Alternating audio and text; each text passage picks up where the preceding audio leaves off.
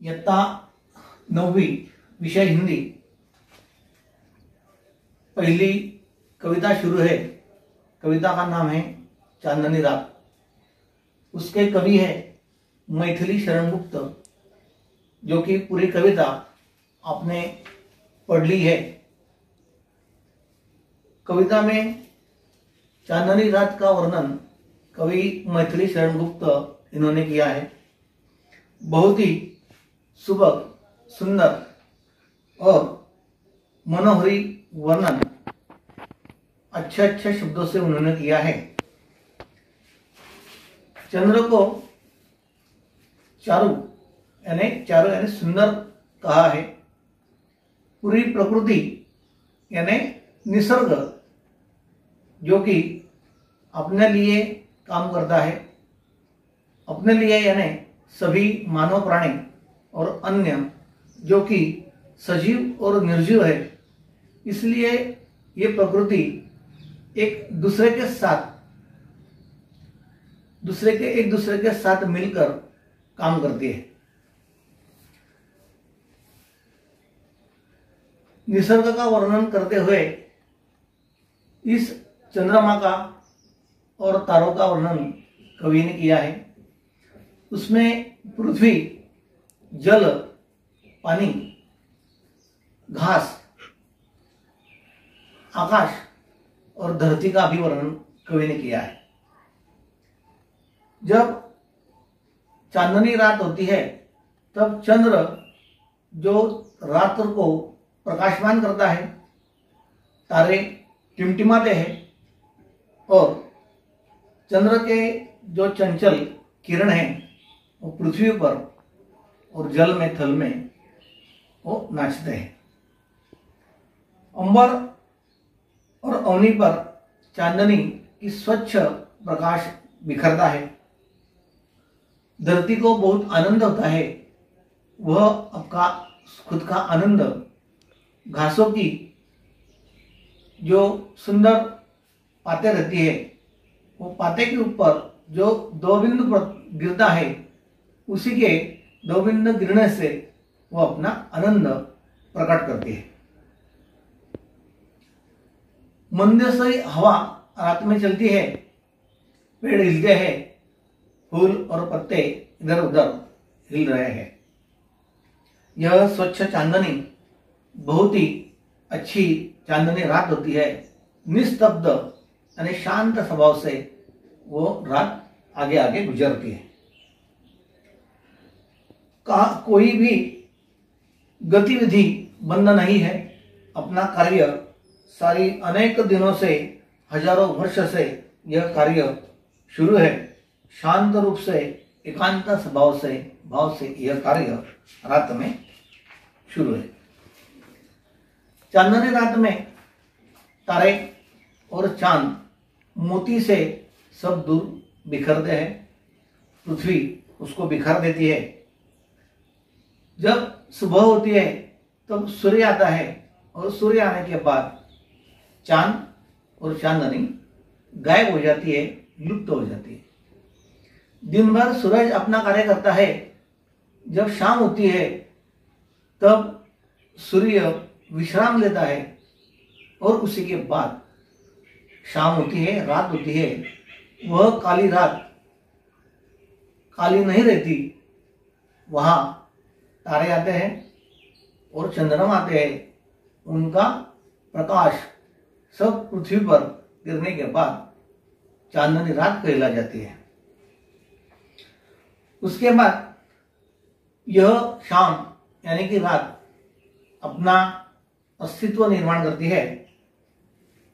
कवि ने ऐसा वर्णन किया है कि 5 वृक्षों का जो पंच वृक्ष रहता है, पंचवटी कहलाती है, उसके सामने, उसके छाया में एक सुंदर पर्णकुटी है। पानों से, घासों से, लकड़ियों से बनी हुई एक झोपड़ी है। उस झोपड़ी के सामने एक बड़ा पत्थर है। पत्थर के ऊपर एक निडर ऐसा एक हाथ में तीरकामटी यानी धनुर्विद्या प्राप्त करने वाला एक योद्धा है। वो योद्धा निडर है, वो बैठा है। रात में कौन जाग रहा है? जिसके हाथ में धनुष्यबाण है, वह कौन है? ऐसा कवि पूछ रहे हैं।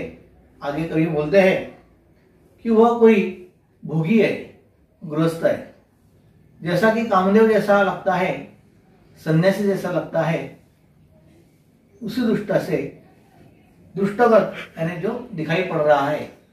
अभी इसके जो कठिन शब्द है वो कठिन शब्द आपको और लिखना है।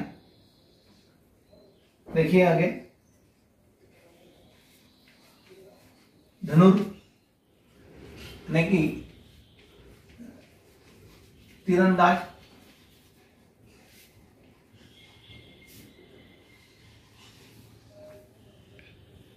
कुसुमावत,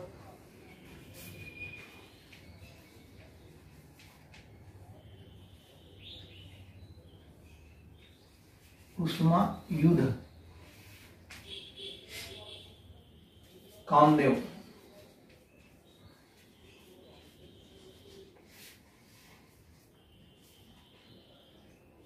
भुवन,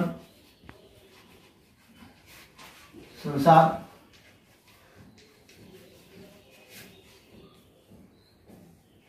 भोगी,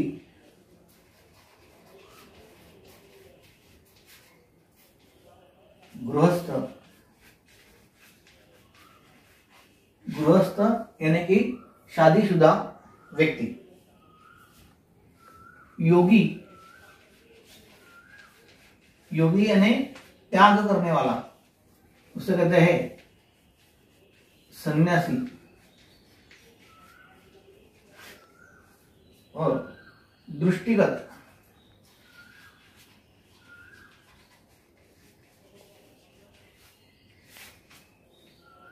जो दिखाई देता है, जो दिखाई देता है उसे कहते हैं दृष्टिगत। ऐसे कठिन शब्द इसमें आपको ये पढ़ना है। सभी कठिन शब्द के अर्थ अपने वही में लिखकर, कविता पढ़कर उसका अर्थ जो मैंने आपको बताया उसका अर्थ आप खुद लगा कर उसे दोबारा दोबारा पढ़ना है। और अच्छा, ये जो गृहपाठ है, ये गृहपाठ अभी देखेंगे। गृहपाठ में वर्णन किया है, कुछ कल्पना पल्लव है, कुछ पठनीय है, श्रवणीय है और लेखनीय है। अभी उसका वर्णन करेंगे। कल्पना पल्लवन यानी क्या? पुलक प्रकट करती है धरती हरित तृणों की नोकों से। इस पंक्ति का कल्पना विस्तार कीजिए। जो मैंने स्पष्टीकरण में किया है वो आपको करना है। कल्पना की है, कल्पना पुलक प्रकट करती है धरती हरित तृणों की नोकों से। पुलक यानी क्या? आनंद व्यक्त करती है, अपनी खुशी व्यक्त करती है। कौन? तो धरती। वो धरती अपना आनंद यानी कि जो चांदनी रात है, वो चांदनी रात देखकर धरती को खुशी होती है। वो अपनी खुशी कैसे प्रकट करती है? तो हरित तृणों की नोकों से। हरित यानी कि हरा, हरा रंग, और तृण यानी कि घास, उसके नोक, उसके जो पाते हैं ऊपर वाले, उसी के ऊपर रात में 2 बिंदु गिरते हैं। अपने चंद्रमा के जो प्रकाश किरण रहते हैं उसके ऊपर गिरने के बाद, वो सुबह सूर्य किरण उसके ऊपर गिरने के बाद मोती सा दिखता है। तो ऐसी ये बात, यह उसका वर्णन पृथ्वी ने किया है। अभी देखो आगे दिया है पठनीय। संचार माध्यमों से राष्ट्रीय एकता पर आधारित किसी समारोह की जानकारी पढ़िए। जो संचार माध्यम है, टीवी है, मोबाइल है, जिसका संचार होता है उसके ऊपर राष्ट्रीय एकता के आधार पर किसी समारोह कार्यक्रम की जानकारी लीजिए। आगे है श्रवणीय। श्रवणीय यानी सुनना।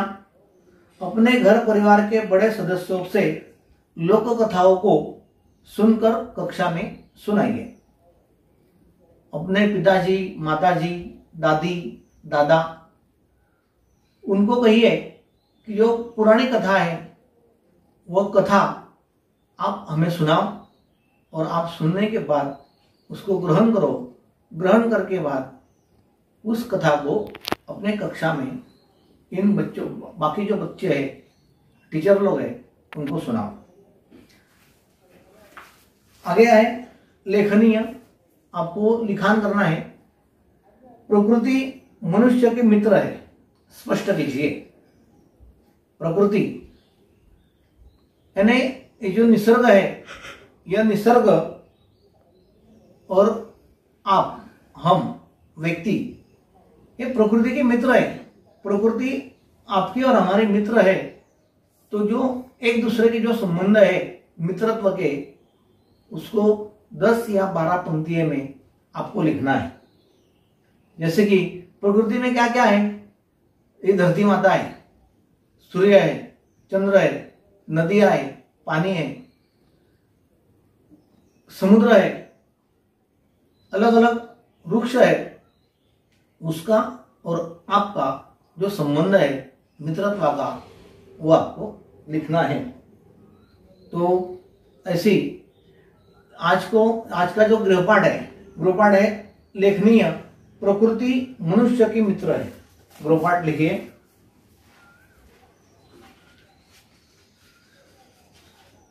गृहपाठ लेखन कार्य है।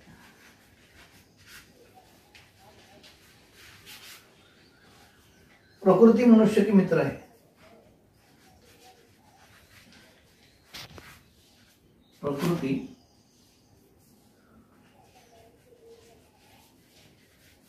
मनुष्य की